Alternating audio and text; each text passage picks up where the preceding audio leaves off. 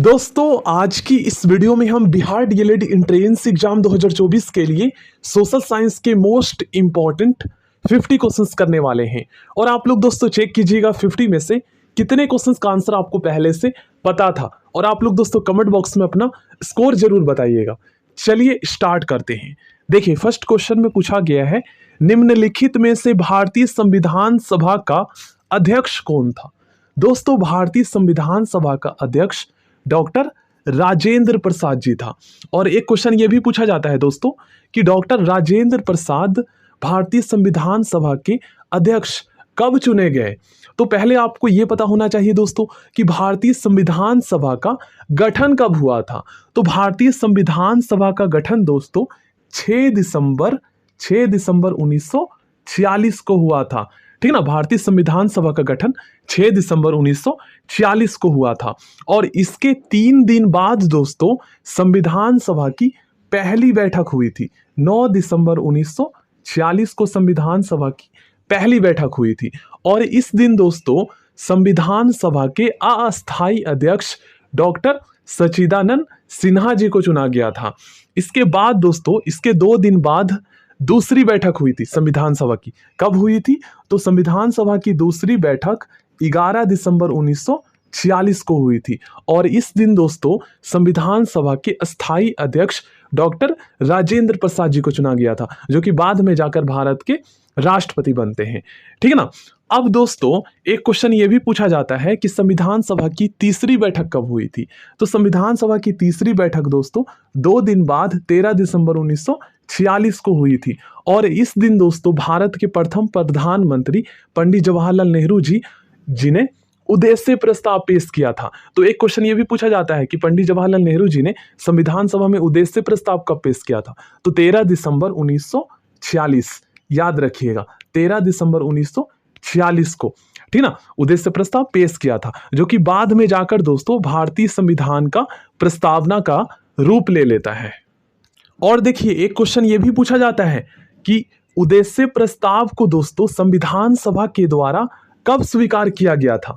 तो ये तो आपको पता है दोस्तों कि संविधान सभा में पंडित जवाहरलाल नेहरू जी ने उद्देश्य प्रस्ताव 13 दिसंबर 1946 को पेश किया था।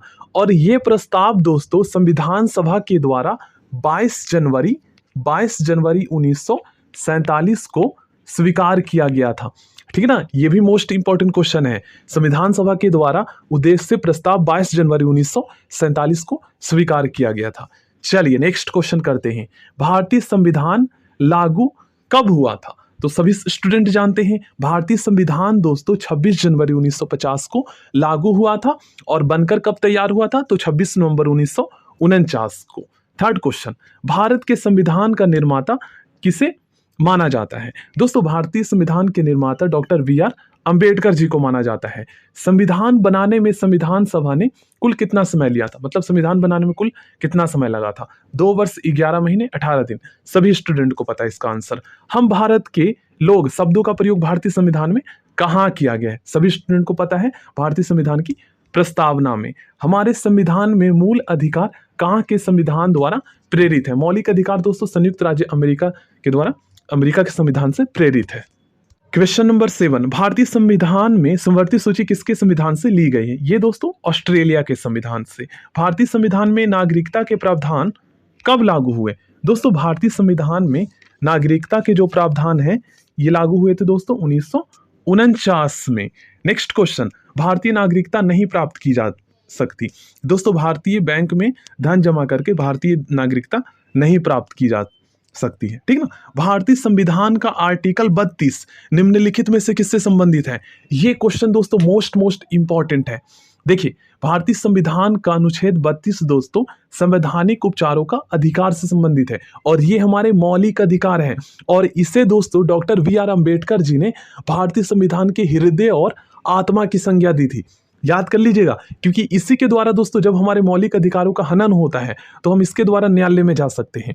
ठीक ना। और इसके अंतर्गत जो है अधिकार, परमादेश, आदेश, रीट, ये सभी न्यायालय जो है जारी करता है। ठीक ना। आई होप आपको समझ में आया होगा। अब गाइस यहाँ पर कुछ स्टूडेंट कंफ्यूज हो जाते हैं। जैसे कुछ स्टूडेंट ये कहते हैं कि सर संविधान की आत्मा तो प्रस्तावना को कहा जाता है, तो आप क्यों कह रहे हैं कि आर्टिकल 32 को संविधान के हृदय और आत्मा की संज्ञा दी जाती है या कहाँ है? तो देखो गाइस, अगर आपसे क्वेश्चन ये पूछा जाए कि किसने इस भारतीय संविधान के आर्टिकल 32 को या संवैधानिक उपचारों के अधिकार को संविधान के हृदय और आत्मा की संज्ञा दी है, तो आपको बताना है डॉक्टर VR अम्बेडकर जी।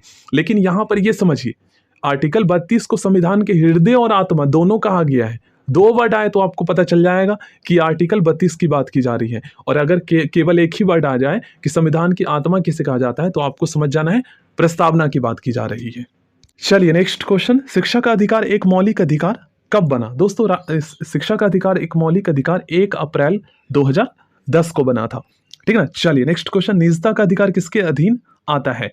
निजता का अधिकार दोस्तों ये आर्टिकल 21 के अंतर्गत आता है, और ये भी आपको पता होना चाहिए, हमारे मौलिक अधिकार जो है ना, ये आर्टिकल 12 से 35 के अंतर्गत वर्णन किया गया हमारे मौलिक अधिकार। भारतीय संविधान के अनुसार, देखिए भारतीय संविधान के अनुसार निम्नलिखित में न्यायालय में कौन परिवर्तनीय है? तो इसका सही आंसर होगा दोस्तों मूल अधिकार, ठीक है। इसे ही हम मौलिक अधिकार कहते हैं। अब कुछ स्टूडेंट ये कहेंगे कि सर मूल अधिकार तो हमसे छीना नहीं जा सकता क्योंकि ये हमारे मौलिक अधिकार है। तो देखो गाइस, कुछ विशेष परिस्थितियों में मौलिक अधिकार जो है निलंबित किए जा सकते हैं, हमसे छीने जा सकते हैं। उस टाइम पे हम इधर उधर नहीं घूम सकते, हमें बोलने की स्वतंत्रता नहीं होती है, ठीक ना। ये कब होता है? तो जब राष्ट्रीय आपातकाल लागू होता है देश में। और अगर आपसे पूछ लिया जाए दोस्तों कि हमारे देश में राष्ट्रीय आपातकाल जो है किस आर्टिकल के तहत लगाया जाता है, तो आर्टिकल 352 के तहत हमारे देश में राष्ट्रीय आपातकाल घोषित किया जाता है, ठीक ना। और एक क्वेश्चन ये भी पूछा जाता है दोस्तों कि राष्ट्रीय आपातकाल अभी तक कुल कितनी बार लगा है? तो अभी तक दोस्तों कुल 3 बार लगा है। एक 1962 में, दूसरा 1971 में, और तीसरा 25 जून 1975 को इंदिरा गांधी के कार्यकाल के दौरान लगा था, ठीक ना। आई होप आपको समझ में आया होगा। और अगर आपसे पूछा जाए दोस्तों कि वित्तीय आपातकाल किस आर्टिकल के तहत लगाया जाता है, तो आर्टिकल 360 के तहत लगाया जाता है, और ये अभी तक नहीं लगा है, ठीक ना। वित्तीय आपातकाल अभी तक एक बार भी हमारे देश में नहीं लगा है। क्वेश्चन नंबर 18, भारत में राष्ट्रपति के चुनाव संबंधी विवाद के मामले को निम्नलिखित में से किसके पास भेजा जाएगा? दोस्तों भारत में राष्ट्रपति के चुनाव संबंधी विवाद के मामले को डायरेक्ट सुप्रीम कोर्ट भेजा जाता है, जिसे हम हिंदी में उच्चतम न्यायालय या सर्वोच्च न्यायालय कहते हैं। भारत का उपराष्ट्रपति दोस्तों राज्यसभा का पदेन अध्यक्ष होता है। और देखिए एग्जाम में दोस्तों क्वेश्चन जो है ना कई तरीके से पूछ लिया जाता है। जैसे मान लीजिए आपसे जो है ना ये क्वेश्चन ना पूछकर का मतलब आप समझिए, मैं ये कह रहा हूं कि जैसे आपसे ये क्वेश्चन नहीं पूछेगा कि वर्तमान में भारत का उपराष्ट्रपति कौन है, डायरेक्ट ये पूछ लेगा कि राज्यसभा का पदेन अध्यक्ष कौन है, मतलब क्वेश्चन को टफ करने के लिए। तो आप में से 99% स्टूडेंट कंफ्यूज हो जाएंगे आता हुआ क्वेश्चन। तो आपको पता होना चाहिए क्वेश्चन को टफ करने के लिए वो इस तरीके से पूछता है। तो राज्यसभा का जो पदेन अध्यक्ष होता है वही हमारे देश का उपराष्ट्रपति होता है, और अभी वर्तमान में कौन है? जगदीप धनखड़, ठीक ना। चलिए नेक्स्ट क्वेश्चन, भारत के किस संवैधानिक अधिनियम में मतदान करने की आयु घटाकर 21 वर्ष से 18 वर्ष कर दी गई थी? देखिए दोस्तों भारतीय संविधान के 61वां संविधान संशोधन अधिनियम के तहत 61वां संविधान संशोधन अधिनियम के तहत भारत में मतदाता की आयु 21 वर्ष से घटाकर 18 वर्ष कर दी गई थी। याद कर लीजिएगा, ठीक ना। भारत में वित्त आयोग की नियुक्ति कौन करता है? दोस्तों भारत में वित्त आयोग की नियुक्ति भारत के राष्ट्रपति करता है, ठीक है ना, प्रधानमंत्री के इशारे पर। चलिए नेक्स्ट क्वेश्चन करते हैं। नेक्स्ट क्वेश्चन, नई दिल्ली में गणतंत्र दिवस पर भव्य परेड की सलामी कौन लेता है? दोस्तों भारत का राष्ट्रपति, ठीक ना, भारतीय संसद में शामिल है। देखिए दोस्तों भारतीय संसद के कुल 3 अंग होते हैं। अगर आपसे पूछा जाए कुल कितने अंग होते हैं, तो 3 अंग होते हैं। और ये कौन कौन से होते हैं? राष्ट्रपति, लोकसभा और राज्यसभा, ठीक ना। राज्यसभा, लोकसभा और राष्ट्रपति को मिलाकर भारतीय संसद बनता है। 3 अंग होते हैं। नेक्स्ट क्वेश्चन, लोकसभा का चुनाव में मतलब पार्टिसिपेट करने के लिए प्रत्याशी की न्यूनतम आयु कितनी निर्धारित की गई है? तो अगर दोस्तों आपसे पूछा जाए कि लोकसभा का सदस्य बनने के लिए न्यूनतम आयु कितनी होनी चाहिए, तो 25 वर्ष। और अगर आपसे पूछा जाए कि राज्यसभा का सदस्य बनने के लिए न्यूनतम आयु कितना निर्धारित किया गया है, तो 30 वर्ष, ठीक ना। और अगर आपसे पूछा जाए कि भारत का प्रधानमंत्री बनने के लिए न्यूनतम आयु कितना निर्धारित किया गया है, तो 25 वर्ष, ठीक ना। और अगर आपसे पूछा जाए कि भारत के राष्ट्रपति और उपराष्ट्रपति बनने के लिए न्यूनतम आयु कितना निर्धारित किया गया है, तो 35 वर्ष। चलिए नेक्स्ट क्वेश्चन काफी ज्यादा इंपॉर्टेंट है। लोकसभा के अध्यक्ष का चुनाव किसके द्वारा किया जाता है? दोस्तों लोकसभा के सदस्यों के द्वारा किया जाता है। भारत सरकार का प्रथम विधि अधिकारी कौन है या कौन होता है? तो भारत सरकार का प्रथम विधि अधिकारी दोस्तों भारत का महान्यायवादी होता है, जिसे हम इंग्लिश में अटॉर्नी जनरल कहते हैं। ठीक ना। प्रथम लोकसभा के स्पीकर या अध्यक्ष कौन थे? सही आंसर जीवी मावलंकर, सभी को पता है। यह निर्णय लेने का अधिकार किसको है कि बिल जो है ना मनी बिल है या नहीं है? इसका सही आंसर होगा दोस्तों लोकसभा अध्यक्ष को है। ठीक ना। भारत का प्रधानमंत्री, देखिए दोस्तों ये क्वेश्चन मोस्ट इंपॉर्टेंट है और इस क्वेश्चन में दोस्तों 99% स्टूडेंट कंफ्यूज हो जाते हैं। देखिए बहुत सारे स्टूडेंट को ये लगता है गाइस कि भारत का जो प्रधानमंत्री है ना ये निर्वाचित होता है, जो कि लोकसभा का चुनाव जो होता है ना हर 5 साल में, जिसे हम आम चुनाव कहते हैं उसमें, बट ऐसा नहीं है गाइस। देखो भारत का जो प्रधानमंत्री है ना ये दोस्तों राष्ट्रपति के द्वारा नियुक्त किए जाते हैं। अब मैं आपको स्टार्टिंग से समझाता हूं। देखो गाइस भारत का प्रधानमंत्री स्टार्टिंग में क्या होता है? भारत का प्रधानमंत्री दोस्तों स्टार्टिंग में एक सांसद होता है जो कि अपने संसदीय निर्वाचित क्षेत्र से निर्वाचित होकर लोकसभा में जाता है, संसद में जाता है। ठीक ना, आपको पता चल गया। अब दोस्तों जो सांसद होता है प्रधानमंत्री स्टार्टिंग में वो जनता के द्वारा प्रत्यक्ष रूप से निर्वाचित होते हैं। ठीक ना, आम चुनाव में, ये तो हमें पता है। तो इसलिए हमें लगता है कि प्रधानमंत्री जो है ना निर्वाचित होते हैं। अब दोस्तों जब एज अ सांसद के रूप में प्रधानमंत्री, मान लीजिए प्रधानमंत्री लोकसभा में जाता है, संसद में जाता है, तो आपको पता है गाइस कि लोकसभा में जो है ना जो बहुमत वाले दल के नेता होते हैं वो प्रधानमंत्री उसे नियुक्त किया जाता है। तो वहां पर दोस्तों सबसे पहले तो आपको पता है कि प्रधानमंत्री वही बन सकता है जो सत्ता में, मतलब कि जिसका बहुमत होगा लोकसभा में। ठीक ना। तो ऐसे में गाइस राष्ट्रपति के पास जो है ना जो सांसद होते हैं बहुमत वाले दल के, वो जो है ना एक प्रस्ताव भेजता है कि हम इसे जो है प्रधानमंत्री के रूप में देखना चाहते हैं, और प्रधानमंत्री के रूप में राष्ट्रपति उसे ही नियुक्त करता है। अब यहाँ पर थोड़ा सा और समझिए आप लोग गाइस। देखो प्रधानमंत्री ही नहीं, बाकी अन्य जो मंत्री होते हैं जो मंत्री परिषद में शामिल होते हैं, शिक्षा मंत्री, स्वास्थ्य मंत्री, रक्षा मंत्री, वित्त मंत्री, ये सभी दोस्तों राष्ट्रपति के द्वारा नियुक्त किए जाते हैं। ये भी आपको पता होना चाहिए। और उसी का प्रधान जो है प्रधानमंत्री होता है। तो मंत्री जब नियुक्त किए जाते हैं तो प्रधानमंत्री भी नियुक्त होते हैं। ठीक ना। चलिए नेक्स्ट क्वेश्चन करते हैं। निम्नलिखित में से किसे लोकसभा को स्थगित करने का अधिकार प्राप्त है? लोकसभा को स्थगित करने का अधिकार दोस्तों लोकसभा के अध्यक्ष को प्राप्त है। निम्न में से कौन सा राज्य राज्यसभा में सदस्यों की अधिकतम संख्या भेजता है? दोस्तों उत्तर प्रदेश। ठीक ना, 80 भेजता, मतलब यहाँ पर लोकसभा की 80 सीटें हैं। और अगर आपसे बिहार में पूछा जाए तो बिहार में 40 है। ठीक ना। उत्तर प्रदेश में विधानसभा और राज्यसभा और लोकसभा तीनों की सीटें सबसे ज़्यादा है भारत में अन्य राज्यों के मुकाबले। चलिए क्वेश्चन नंबर 33, देखिए क्या कहा गया है। भारत के संसद में सत्र के दौरान शून्यकाल की अधिकतम अवधि कितना निर्धारित किया गया है? इसका सही आंसर होगा दोस्तों 1 घंटा। ठीक है, शून्यकाल जो है ये प्रश्नकाल के बाद का समय होता है, 12 से 1 बजे का। चलिए नेक्स्ट क्वेश्चन, किस सूची में शामिल विषयों पर केंद्र और राज्य सरकार दोनों द्वारा कानून बनाया जा सकता है? इस क्वेश्चन का सही आंसर होगा दोस्तों समवर्ती सूची। ठीक ना। धन विधेयक का प्रावधान संविधान के किस अनुच्छेद में मतलब वर्णन किया गया है? इसका सही आंसर होगा दोस्तों आर्टिकल 110 में। नेक्स्ट क्वेश्चन, किस सदन के सदस्यों द्वारा बहुमत से अविश्वास प्रस्ताव पास होने पर मंत्रिपरिषद को त्याग पत्र देना पड़ेगा? इसका सही आंसर होगा दोस्तों ऑप्शन ए लोकसभा के।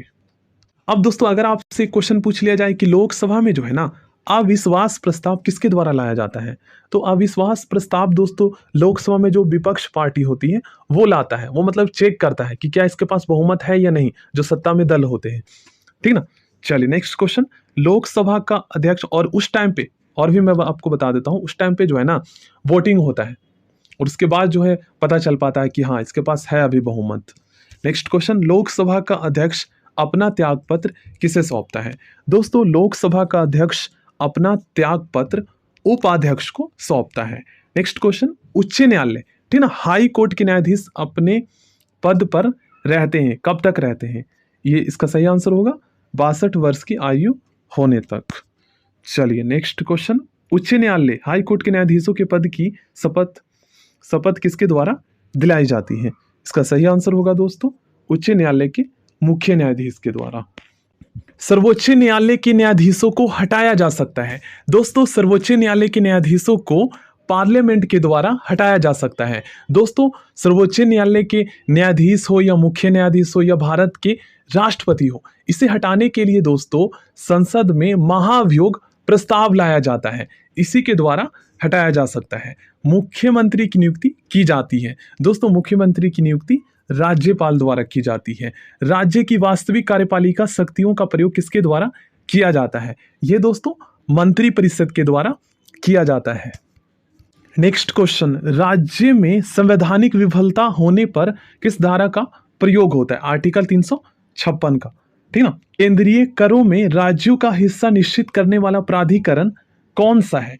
इस प्राधिकरण का नाम है दोस्तों वित्त आयोग।